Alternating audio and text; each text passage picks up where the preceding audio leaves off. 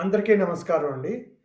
ఈసారి వీడియోలో 55 సంవత్సరాల ఇద్దరమ్మాయిల చిత్రం గురించి మాట్లాడుకుందాం. ఆహ్, 2 అక్టోబర్ 1970న విడుదలైన అక్కినేని నాగేశ్వరరావు గారు, తర్వాత వాణిశ్రీ గారు ద్విపాత్రాభినయంలో శోభన్ బాబు గారు నటించిన ఇద్దరమ్మాయిల చిత్రం విడుదలై నేటితో 55 సంవత్సరాలు పూర్తి చేసుకుందండి. ఆ సినిమా విశేషాల గురించి మాట్లాడుకుందాం ఈసారి. ఈ చిత్రం నిర్మాణం ప్రొడ్యూసర్స్ కంబైన్స్ అనే బ్యానర్ మీద వచ్చింది. ఐదుగురు తమిళ నిర్మాతలు కలిసి ఈ చిత్రాన్ని నిర్మించారు. ఈ చిత్రానికి ఆధారం 1969లో వచ్చిన కన్నడ చిత్రం 'కప్పు పిలుపు' అనే కన్నడ చిత్రం దీనికి ఆధారం. ఈ చిత్రానికి మాటలు డివి నరసరాజు గారు రాశారు. స్క్రీన్ ప్లే దర్శకత్వం ఎస్ఆర్ పుట్టన్ గారు. అంటే కన్నడ దర్శకుడు. చాలా ఫేమస్ కన్నడ దర్శకుడు. ఈ చిత్రానికి దర్శకత్వం వహించారు. సంగీతం కెవి మహాదేవన్ గారు. మొత్తం 6 పాటలుంటాయి సినిమాలు.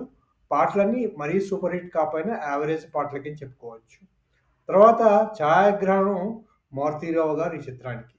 తర్వాత ఈ చిత్రం విశేషం ఇంకోటేంటంటే చిత్రం మొత్తం మద్రాస్ జెమినీ స్టూడియోలో చిత్రీకరించారు.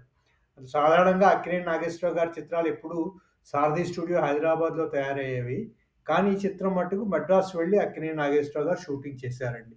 ఈ చిత్రంలో అది కూడా ఒక విశేషమే అని చెప్పుకోవచ్చు. ఇక కథ గురించి చెప్పుకుంటే వాణిశ్రీ గారి ద్విపాత్రాభినయం అనుకున్నాం గదా! అందుకే ఈ చిత్రం ఒకే పోలిక ఉన్న ఇద్దరు కజిన్స్ అక్కా చెల్లెళ్ళ కథ ఇది యాక్చువల్‌గా. పేర్లు భానుమతి, చంద్రమతి.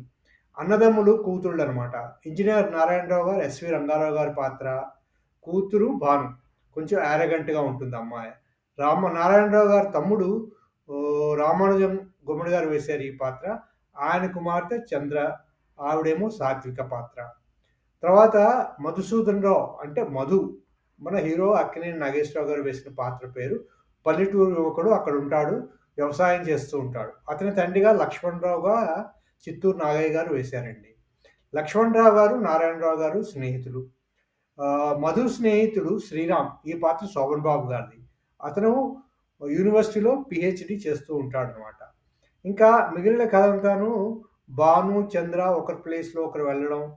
అలా వాళ్ళ ఒకరి పాత్రలో ఒకడు పోషించడం అదనమాటండి. చివరగా మధు, చంద్రకిను, శ్రీరామ్‌కి, భానుకి వివాహం జరగడంతో సినిమా సుఖాంతం అవుతుందనమాట. క్లుప్తంగా చూసుకుంటే ఇద్దరమ్మాయిల చిత్రం కథ ఇదే.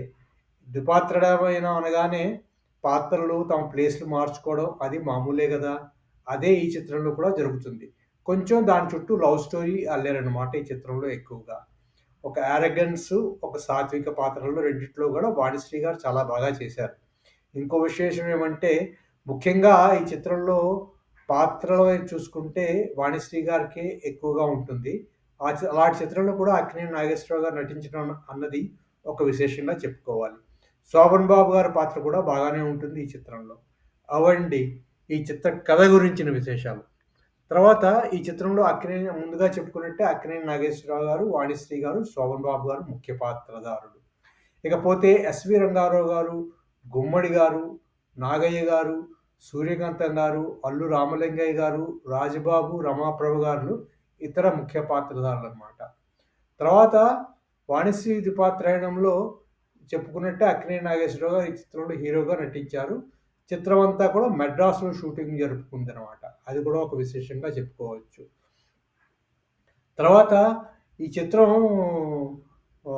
నిర్మాతలు అక్కినేని నాగేశ్వరరావు గారికి స్నేహితులు అవ్వడం వల్ల అనుకుంటా అక్కినేని నాగేశ్వరరావు గారు మద్రాసులో సినిమా తీసినా వెళ్లి అక్కడ నటించడానికి ఒప్పుకున్నారు. ఇది కూడా ఒక విశేషమనే చెప్పుకోవచ్చు. చిత్రం అబోవ్ యావరేజ్‌గా చిత్రంగా నిలిచింది. ఒక కేంద్రంలో పైగా 100 రోజులు ఆడినట్టుగా వినికిడండి. అవండి ప్రొడ్యూసర్స్ కంబైన్స్ బ్యానర్స్ మీద వచ్చిన 55 సంవత్సరాలు పూర్తి చేసుకున్న ఇద్దరమ్మాయిల చిత్రం గురించిన విశేషాలు.